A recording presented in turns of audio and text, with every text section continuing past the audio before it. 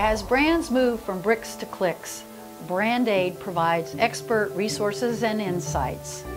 Welcome to the Brand Aid video conversation. You know, how does one actually acquire rights? Right. We talked a little bit about Europe or the rest of the world where use is not required to register. The United States traditionally had that rule up until a number of years ago.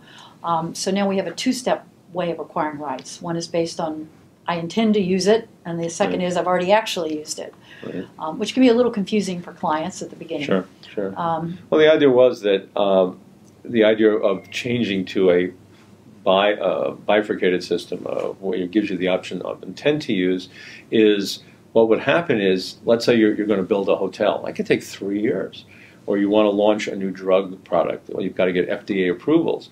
And if you only could file after you've used, someone else, especially if it's a dictionary term or something other, or it's a surname or a geographic name, someone coincidentally could file. And that happens all the time. And it does happen all the time. And so we had to come up with a way to protect people while they were in the development stage, and came up with this intent to use system so that if you have a bona fide intent to use, you can file a trademark application and basically have 3 to 4 years to develop your product, test market it, get it out there, etc. And then once you use, then you can perfect your registration in the United States.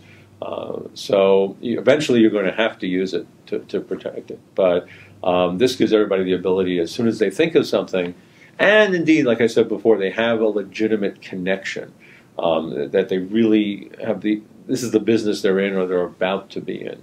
There have been situations where people have filed applications and just because they thought it was a really cool thing to do, and they just sat on it and never developed a business, never had that kind of expertise, never did a thing, and those applications were taken away from them. Yeah, because at some point in the United States, you do have to step up to the plate and prove that you're selling the goods in commerce. Right. No, exactly.